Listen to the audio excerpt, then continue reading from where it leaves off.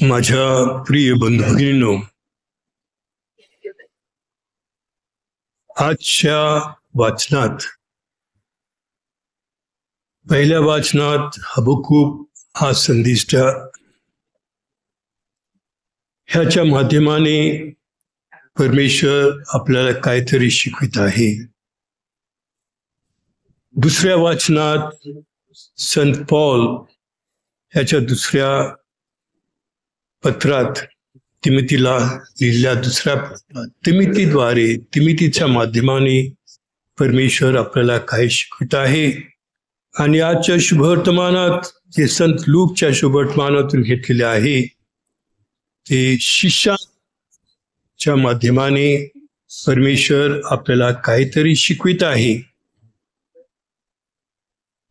पहिल्या वाचनात हबक्कूक हा संदेश म्हणतो, हे परमेश्वरा, मी किती वेळ धावा करू, तू ऐकत नाहीस.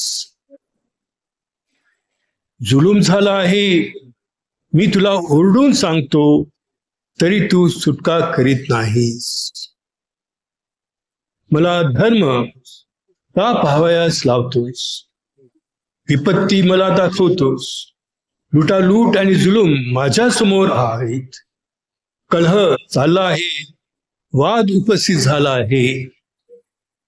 मग परमेश्वराने मला उत्तर दिले, ह्या दृष्टांत लिहून काढ, पाठ्यावर टाकली, म्हणजे कोणीही तो वाचून धावत सुटावे. कारण हा दृष्टांत नेमलेला समयासाठी आहे आणि तो शेवटला जाण्यास स्वतःची नेट करत आहे. तो फसवणार नाही. त्याला विलंब लागला तरी त्याची वाट पहा. नेहमी देवाची वाट पहा. ती विलंब झाला तरी देव आपल्या बरोबर आहे. देवाच्या इच्छेप्रमाणे सर्व काही होणार आहे. त्याचप्रमाणे दुसऱ्या वाचनात संत पौल तिमोथीला लिहिताना सांगतो, मी तुला आठवण करून देतो, देवाचे जे कृपादान माझे हात झ्यावर ठेवल्यामुळे तुझ्या ठाई आहे ते प्रज्वलित कर. कारण देवाने आपल्याला भित्रेपणाचा नव्हे तर सामर्थ्य व प्रीतीचा आणि संयमाचा आत्मा दिला आहे. प्रीती आणि संयम. शुभवर्तमानात शिष्य परमेश्वर शिष्याला बोलून सांगतो, तुम्हाला सांगितलेले सर्व कामे केल्यावर आम्ही निरुपयोगी नोकर आहोत. आम्ही आमचे कर्तव्य केले आहे. आम्ही जे काय चांगलं करतो हे देवा उपकार करीत नाही, हे आमचे कर्तव्य आहे. हे वाचन ऐकल्यानंतर आज आपण जोसेफ बनसोडे यांचा 40वा साजरा. 40 दिवस संपले. आम्ही त्यांना काही पाहिले नाही. या 40 दिवसात त्यांना स्पर्श केले नाही, त्यांचे ऐकले नाही. तरीही त्यांच्या त्यागमय जीवनाने, त्यांच्या प्रार्थनेमय जीवनाने, त्यांच्या प्रेमळ जीवनाने, त्यांच्या श्रद्धेमय जीवनाने आपल्या जीवनात जे काय परिणाम घडला आहे, विशेष करून त्याची पत्नी, त्यांची मुलं मुली, ते फक्त एक आठवण म्हणून राहिलं आहे. स्मृती करीत असताना हे बाबा मनुष्य होऊन या जगात आले, पण एक संत होऊन या जगात सोडून गेले. काय शिकतो आपण त्यांच्याकडून? जरी आपण एक साधारण जीवन जगत असलो तरी आपल्याला एक संत व्हायचं आहे प्रत्येकाला. हबक्कूक निराश झाला होता. हबक्कूक म्हणतो, हे सर्व काय त्याच्यात चाललं आहे, तू कसं शांत बसू शकतो? बाबांच्या जीवनात काही क्षण असंही असेल की लोक देवावर विश्वास ठेवित नाही, देवापासून दूर जात आहे. किती त्यांना शिकवली तरी ते शब्दावर त्यांचा विश्वास नसतो. हे पाहून त्यांना झाले असेल, मी किती काय काम करतो, कष्ट करतो, गावोगावी जातो, लोकांना शुभवर्तमान सांगतो, लोक ऐकत नाही.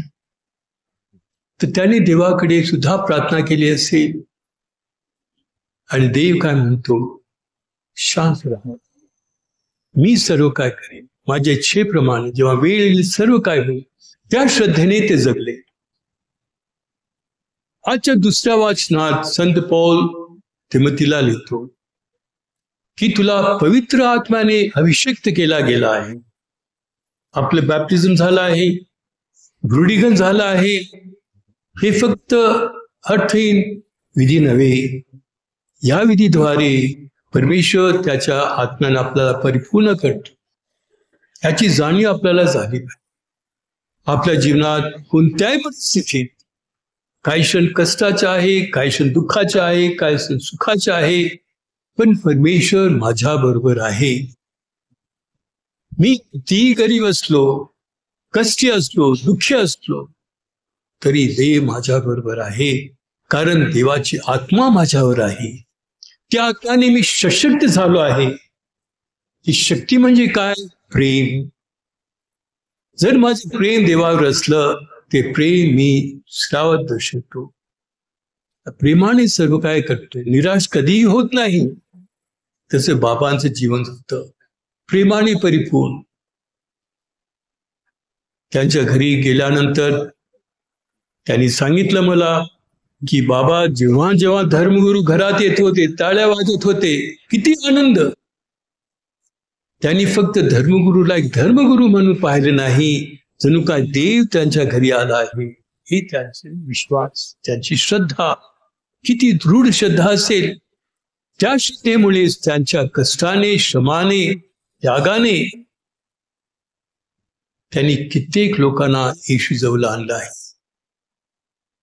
त्याचा मोबदला काय त्यांना मिळाला? गरिबी होती, कष्ट, दुःख, पण ते शांत होते, आनंदित होते, जणू परमेश्वराने त्यांना सर्व काय दिलं आहे. आणि त्यांच्या कष्टाचं फळ, त्यागाचं फळ म्हणजे त्यांच्या मुलाकडे पहा.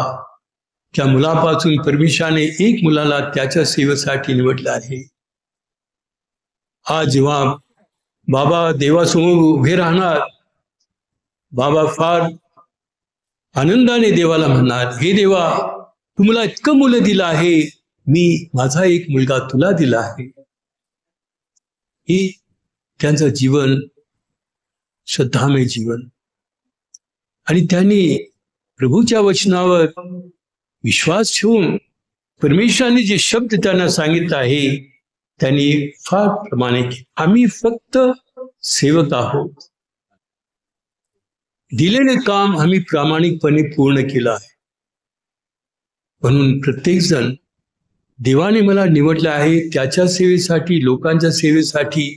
म्हणून संपूर्ण मनाने, संपूर्ण अंतकरणाने, संपूर्ण जीवाने परमेश्वराची सेवा केली पाहिजे.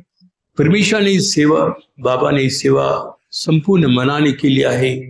परमेश्वर त्यांना स्वर्ग राज्यात त्यांचे स्वागत करो आणि सार्वकालिक जीवनाची वरदान देऊ. पिता, पुत्र आणि पवित्र आत्म्याच्या नामे.